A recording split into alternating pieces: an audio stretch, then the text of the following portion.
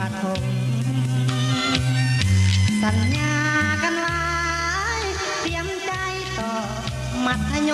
มแต่แล้วน้องบ่ซื่อตรงปันไปทะวงอยากเด่นอยากดีได้อยู่เวียงจันทร์ผิวพรรณสดชื่อเสียงก็มีคนดีบ่ลำอีได้เป็นนักร้องน้องคงจะลืมหน้าเขียนลืมแล้วบ่ลังหัวลังเปลี่ยนลืมสมบัติเสียนเถียงหน้าบ้านเฮาตอนอยู่ปฐมสัญญาจะหากันแต่แล้วแจ่มจันทร์หันไปให้ใจคืนคมได้ข่าวว่าดีตอนนี้ใคร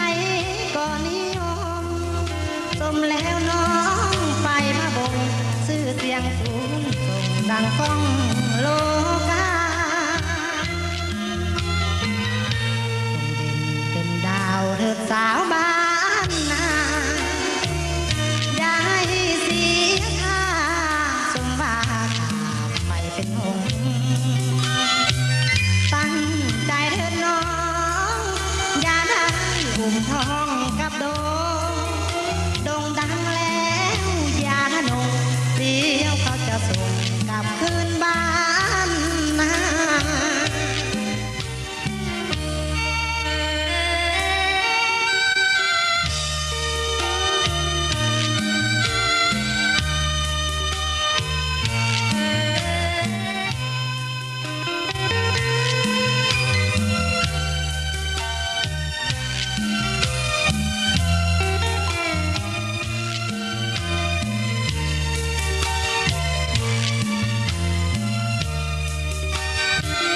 ตอนอยู่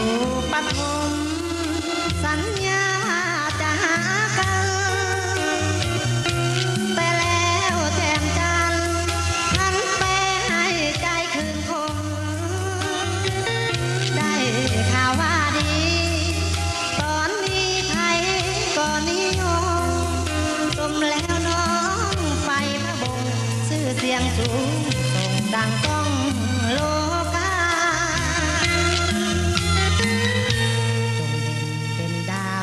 สาวบ้านนาอย่าให้เสียค่าสมบัติไปเป็นหงส์ตั้งใจเถิดน้องอย่าได้หุ่มทองกับโดงดังแล้วอย่าหนงเดี๋ยวเขาจะส่งกลับคืนบ้าน